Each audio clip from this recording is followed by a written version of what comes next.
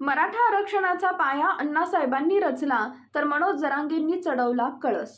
कोयनेच्या खोऱ्यातील माथाडी कामगारांचे भाग्यविधाते आमदार अण्णासाहेब पाटील यांनी तब्बल 40 वर्षापूर्वी मराठा आरक्षणाचा पाया रचला होता। त्या पायावर आज कळस चढवण्याचं काम गोदावरी पट्ट्यातील मनोज जरांगे पाटील यांनी केलंय। दरम्यानच्या काळात अण्णासाहेब पाटील, काकासाहेब शिंदेसह मागील आठवड्यापर्यंत अनेक मराठा बांधव आरक्षणाच्या लढ्यात शहीद झाले, पण खरा लढा गेल्या 22 वर्षापासून सुरू ठेवला तो मनोजदादा जरांगे पाटील यांनीच। बीड जिल्ह्यातील गेवराई तालुक्यात मातोरी गावात दुष्काळी पट्ट्यात जन्मलेला हा संघर्ष योद्धा पोटापाण्याची खळगी भरण्यासाठी आपली सासरवाडी अंतरवाली सराटी इथे येऊन या गावी मिळेल ते काम करू लागला। हॉटेलमध्ये वेटरचं काम करत असताना आपण समाजासाठी काहीतरी केलं पाहिजे ही भावना नेहमीच मनात खदखदत होती। त्या माध्यमातून जनजागृती करून समाजकार्याला सुरुवात केली। त्यामध्ये अनेक अडथळे पार करावे लागायचे। एका मोटरसायकलवर 4-4 जण बसून मंदिरात परिसरात दौरे करायचे। त्यांच्याकडे पाहून लोक हसायचे। हा तिडविडा दिसायला तर अतिशय मॉडेलबाज, वाऱ्याने उडून जाईल अशी शरीरयष्टी, पण हा थांबला नाही। या कामाची चुणूक राजकारण्यांनी हेरली आणि त्यांची काँग्रेसचे अध्यक्षपदी निवड झाली। समाजसेवा करण्यासाठी व्यासपीठ मिळालं, अशातच कामाचा बोजा वाढला। परंतु या कामाला दृष्ट लागावी काय म्हणून जेम्स लेन यांनी लिहिलेल्या पुस्तकात माँसाहेब जिजाऊ यांच्याबाबत केलेल्या विकृत लिखाणामुळे व्यतीत झाले। या लिखाणावर काँग्रेस पक्षाने कुठलीही भूमिका घेतली नाही, म्हणून त्यांनी पुण्यातील भांडारकर इन्स्टिट्यूटवर हल्ला केला।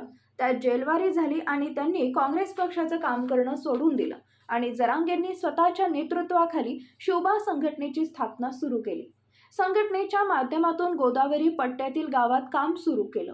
त्यामध्ये मराठा आरक्षण तसेच गोरगरीब रुग्णांची सेवा करणे, अडल्यानडल्या लोकांना मदत करणे, त्यांची शासन दरबारी असणारी कामे करून देणे। अशातच 2017 साली कोपर्डी हत्याकांड झालं आणि आरोपींना नगर कोर्टात आणलं गेलं। त्या आरोपींवर पोलिसांसमक्ष शिवबा संघटनेच्या कार्यकर्त्यांनी हल्ला केला आणि आपल्या कार्यकर्त्यांना जेलवारी झाली। या भावनेतून त्यांना मदत करण्यासाठी स्वतःची 2 एकर जमीन विकली आणि न्यायालयीन लढा दिला। दरम्यानच्या काळात महाराष्ट्रात 58 मराठा मूक मोर्चे निघाले।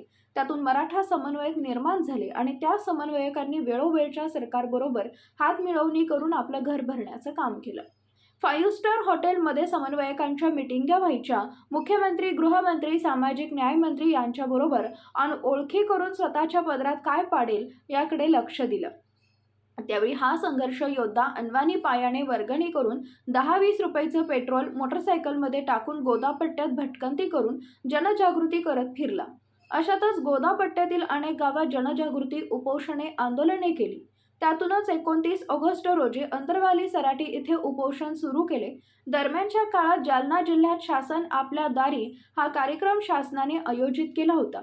त्या कार्यक्रमाला गालबोट लागू नये म्हणून कुणाच्या तरी अलिखित आदेशानुसार अंतरवाली सराटी इथे उपोषण आंदोलनावर पोलिसांनी अमानुष लाठीचार्ज करून आंदोलन मोडीत काढण्याचा अयशस्वी प्रयत्न केला। त्यामध्ये अनेक आंदोलक महिला भगिनी जखमी झाले। बंदुकीतून झाडलेल्या गोळ्यांमुळे काही तरुणात शरीरात शर्रे घुसून जखमी झाले, पण एका महिलेने आंदोलनासाठी तयार केलेला फ्लेक्स बोर्ड फाडून पाठीमागच्या बाजूने मनोजदादांना हातोहात पसार केले। पोलिसांच्या हाती काहीही न लागता मनोजदादा सुखरूप वाचले आणि पुन्हा आंदोलन सुरू झालं। राज्यभर मोर्चे निषेध करण्यात आले आणि राज्याच्या गृहमंत्र्यांना माफी मागावी लागली। 14 ऑक्टोबर 2023 रोजी मराठा आरक्षण आणि इतर मागण्यांसाठी सभेचं आयोजन करण्यात आले आणि या सभेला महाराष्ट्रातून 1.5 कोटी मराठा समाज उपस्थित राहिला। इथंच 35 किलो वजनाच्या मनोजदादांना ऊर्जा निर्माण झाली। पहावी तिकडे माणसाचा महापूर गोदावरीला आला होता। या सभेची दखल जगाने घेतली आणि सरकार हादरलं। दरम्यानच्या मिळालेल्या कालावधीत आरक्षणाचा लढा व्यापक करण्यासाठी मनोजदादांनी महाराष्ट्राचा दौरा केला। दिवसभर लाखोंच्या सभा पार पडू लागल्या। कोण आयोजन करत होता आणि कुठून पैसे येत होता हे माहीत नसताना सभा पार होत होत्या। प्रत्येकाच्या हृदयात संघर्ष योद्धा मनोजदादांनी स्थान मिळवलं होतं। याच गोष्टीने प्रेरित होऊन दादांनी 20 जानेवारी ते 26 जानेवारी 2024 पर्यंत मुंबईत पायीवारी केली। त्यात करोडो सर्वपक्षीय समाज गट तट विसरून मराठा माता भगिनींसह सामील झाला आणि मोर्चा मुंबईच्या वेशीवर धडकला। सरकारला धडकी भरली आणि काय करावं काही कळेना। मोर्चा छत्रपती शिवाजी महाराज चौक वाशी ते थांबला।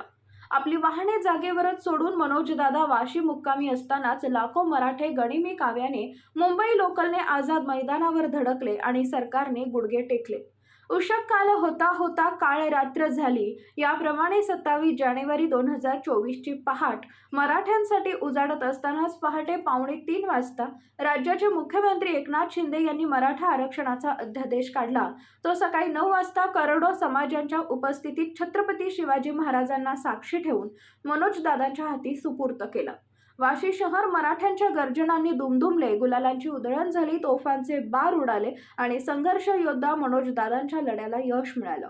27 जानेवारी 2024 हा दिवस मराठ्यांच्या इतिहासात सुवर्ण अक्षरांनी लिहिला आणि त्या इतिहासाचे साक्षीदार होण्यासाठी आपणही असावं ही भावना निर्माण होऊन करोडो मराठा समाज मिळेल ते खाऊन जमेल तसे राहून मनोजदादांच्या पाठीमागे उभे राहिला तो कायमचाच. अशा संघर्ष योद्ध्याला आणि आरक्षण लढ्यात महाराष्ट्रासह भारतातून उपस्थित असणाऱ्या करोडो मराठा आणि इतर समाजातील बांधवांना त्रिवार मानाचा मुजरा.